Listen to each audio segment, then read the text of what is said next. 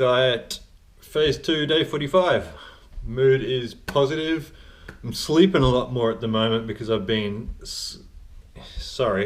been progressively overloading some of the lifts that I've been doing, just because my legs, for instance, obviously the tendons and flexibility is fine at this stage, and the weights were very, very low. I think I said yesterday or day before on one of the videos that I was doing leg press with 25, 50 kilos. If you think about how little that is to somebody who's at 92 kilos, I don't have to think about doing the 12, and I think my tendons are sufficiently strong to start ramping it up, because the imbalance that I have with my quads and my glutes and my hamstrings is something that I really need to focus on to avoid injury.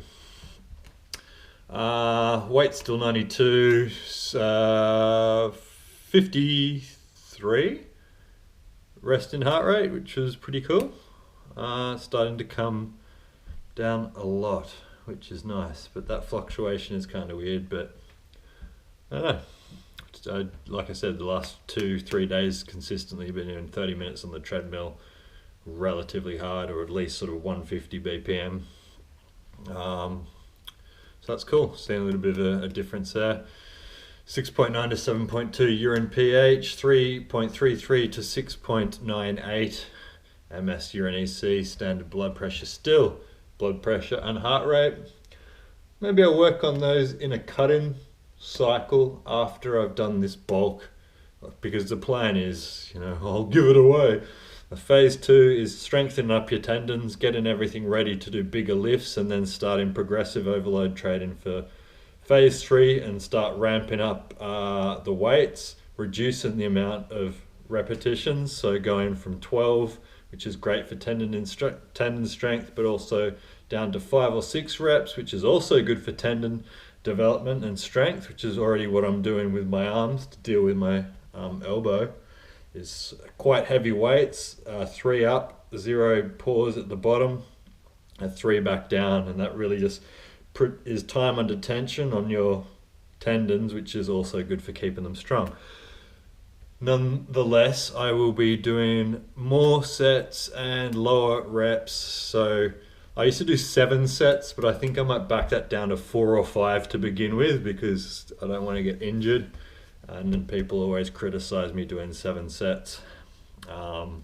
It came from a good instructor, and I used to have good results when I was younger, but I'm not younger anymore. So I will back down the sets, reduce the repetitions, and massively increase the weights, massively increase my diet. So I think estimated it would be going from 3,000, which is my rest and metabolic rate.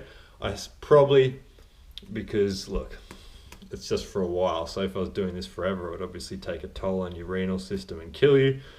So that's not the game, but I'd probably double it.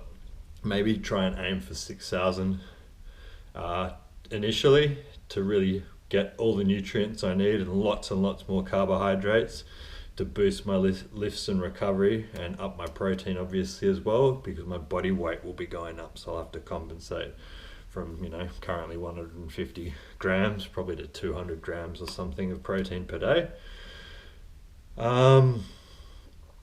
And do that for 3 or 4 months, get some bulk, add some more body fat again. So I'll do my DEXA scan and resting metabolic rate before phase 3, and see basically what I need to gain mass instead of just stay neutral, and have some fun with throwing bigger weights around. I feel my back already getting a lot stronger, my posterior chain doing Romanian deadlifts, and even just like that, just doing, I don't know if you can see that, but just sort of duck feet at the bottom, keeping tension in your butt, lower back and hamstrings going until you feel the tension, back up, and really practicing feeling that elasticity between those 3 muscles, and essentially what you want to have activated in the deadlift. You can just do that like a weirdo standing around in the gym.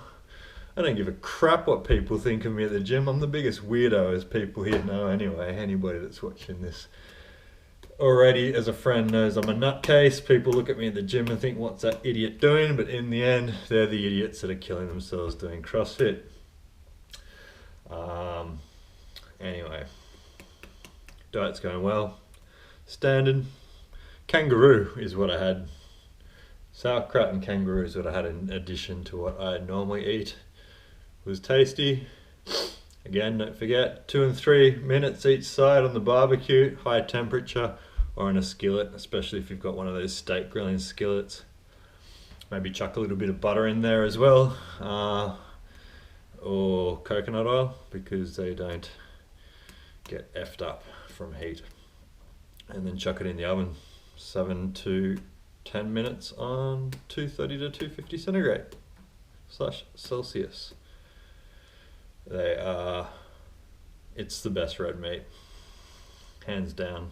Lean, tasty, everything you need in there. So something else that I got to do a video on. I think the videos, yeah, protein, what I do for my protein shakes, vitamins and mineral routine, how I prepare my meat, and how I prepare my broc and beans. 4 videos, very simple. Again, I'll try and do that today, maybe, we'll see.